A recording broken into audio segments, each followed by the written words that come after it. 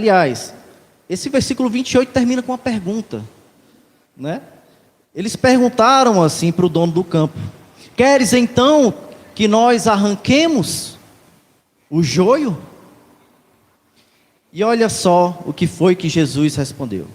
Mas ele disse: não, para que ao tirar o joio, não arranqueis com ele também o trigo.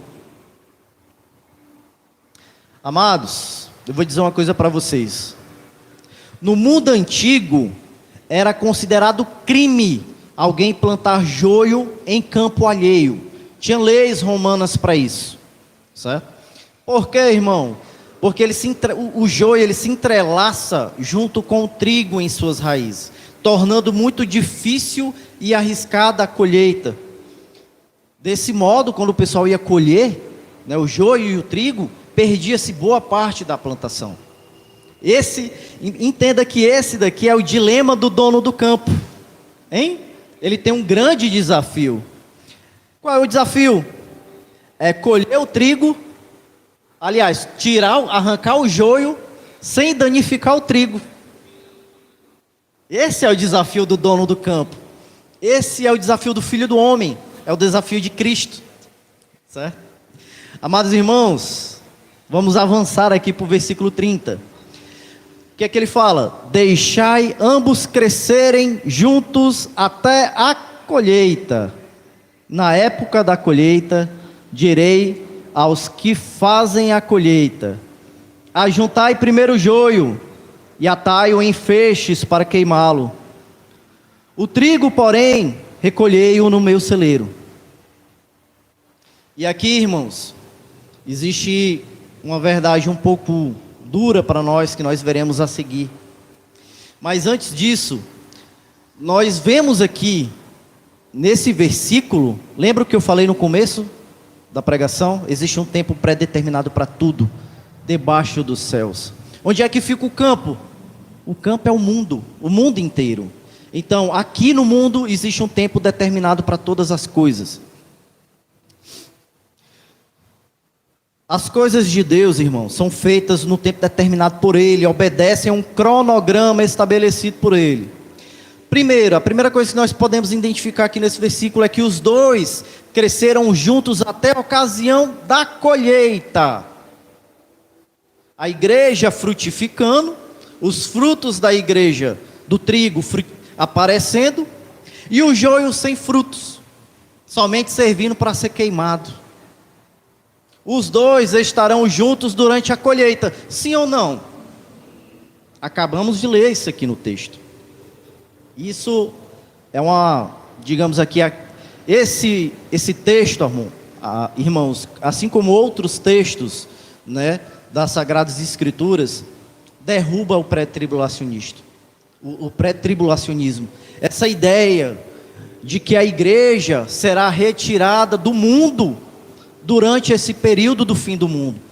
Isso acaba nesses textos, não tem fundamento bíblico isso. Quer ver, irmão? O que é a colheita? Olha o que é que Cristo diz que é a colheita aqui no versículo 39. O inimigo que semeou é o diabo. A colheita é o fim do mundo. É isso que ele diz que é a colheita. Mas, peraí, no versículo 30 ele está falando assim: deixai ambos crescerem juntos até a colheita. Eles estarão juntos na colheita. Estarão juntos durante o período do fim do mundo. E ainda tem mais, irmãos. Perceba a ordem desses eventos, certo? Quantas colheitas Deus disse que tinha aqui nesse texto? Uma colheita. Preste atenção. Só existe uma colheita, e é por ocasião do fim do mundo. Não existe colheita fora do fim do mundo. Tá? Perceba uma coisa. Olha o que é que ele fala aqui. Na época da colheita, direi aos que fazem a colheita. Quem é que faz a colheita, irmão? Ele diz aqui no versículo 39. Os que fazem a colheita são os anjos. Então, naquela época, ele dirá aos anjos: ajuntai primeiro o joio e atai-o em feixes para ser queimado. Eu acho que aqui já deu para ficar um pouco claro qual é o tema central dessa mensagem. Irmãos, o trigo, ele só é colhido depois do joio. O joio é colhido primeiro.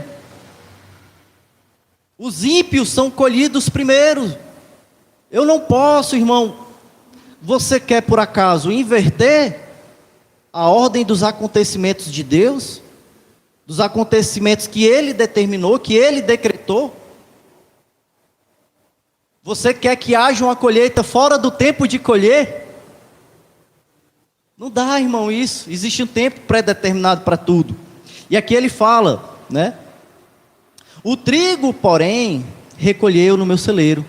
Mas ele deixa bem claro.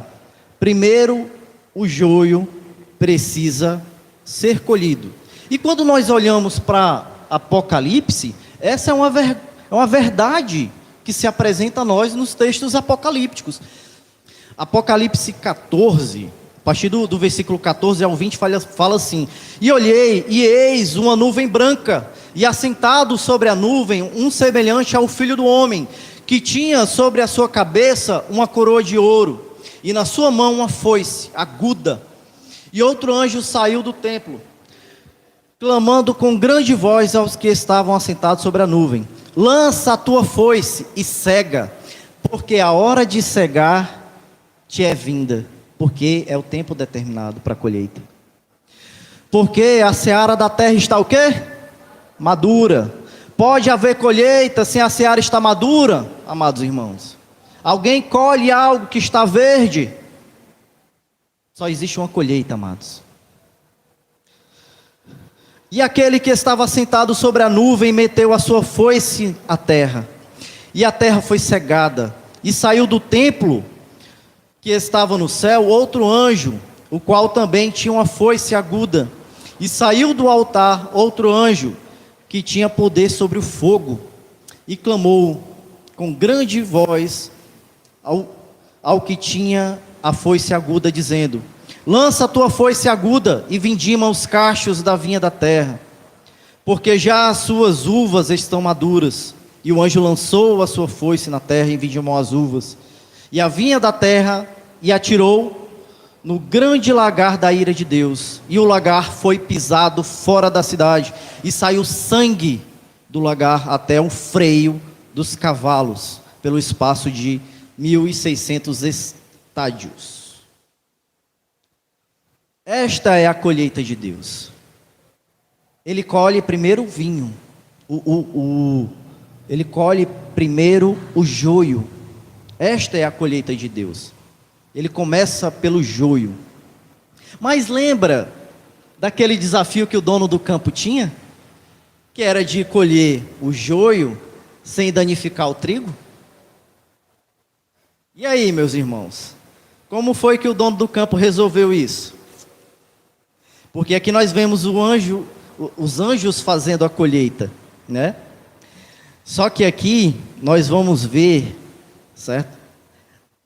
A seguir em Apocalipse 15, qual foi o jeito que o dono do campo deu para não danificar o trigo durante essa colheita, a colheita do joio? Vamos lá, Apocalipse 15, do 1 ao 4. E vi outro grande e admirável sinal no céu: 7 anjos que tinham as 7 últimas pragas, porque nelas é consumada a ira de Deus.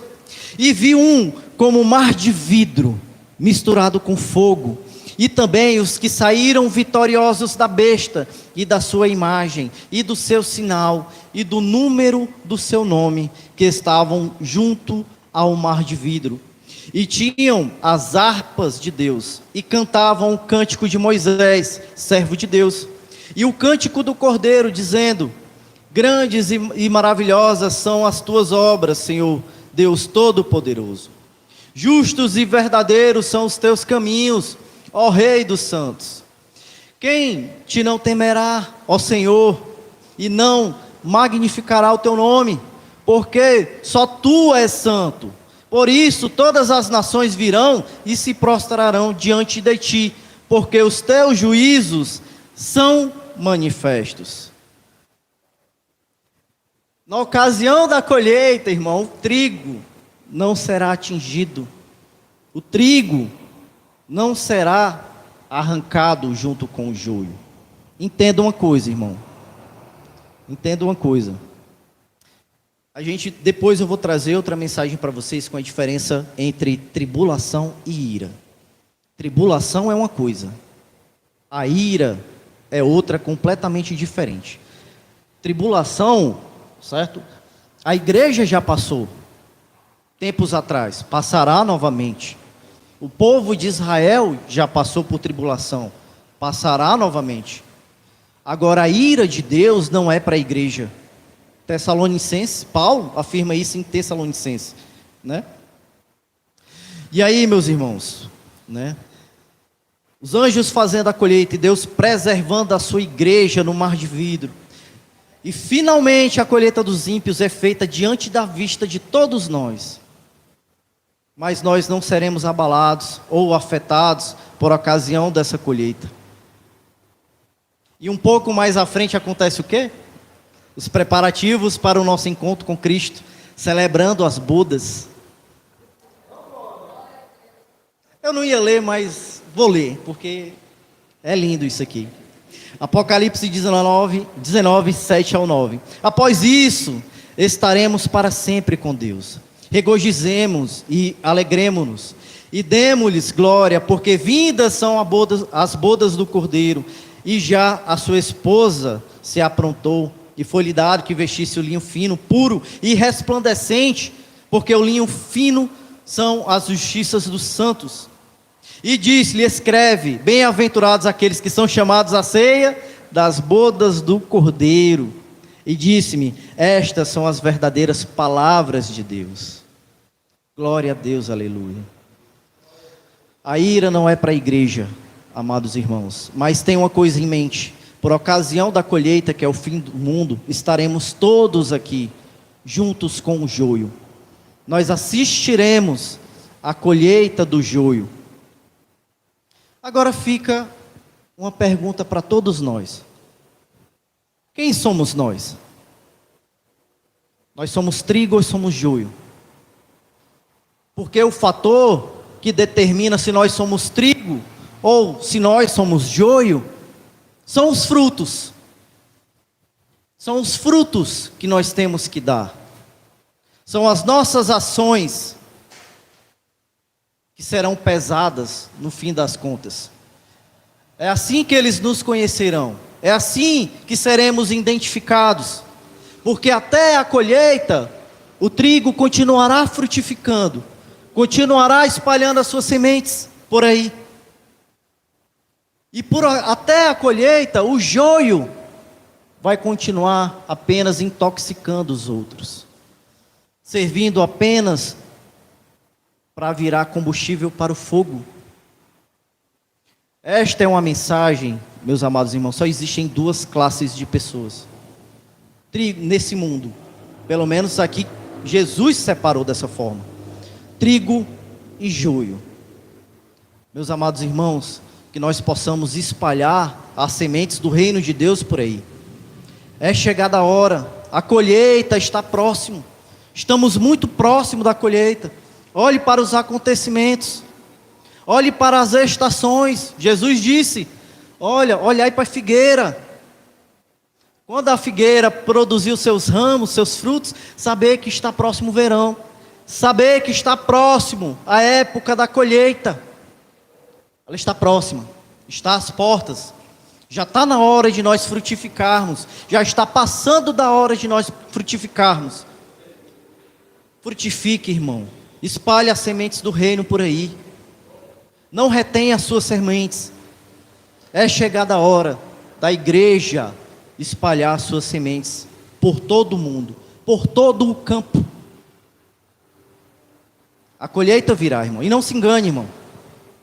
Muitos dizem que essa colheita já chegou, já aconteceu lá no passado. Olhe para os eventos agora que estão acontecendo. A colheita ainda virá. E temos que estar preparados para a ocasião da colheita. Preparados como, irmãos? apresentando os nossos frutos para serem colhidos. Fiquem com essa mensagem bem gravada nas nossas mentes hoje, né? Essa é uma mensagem maravilhosa da parte de Deus para nós, porque quanto mais se aproxima o tempo da colheita, mais e mais o trigo tem que estar maduro, com seus frutos preparados para serem colhidos. Eu espero, irmãos, que essa breve mensagem tenha edificado a vida de vocês hoje.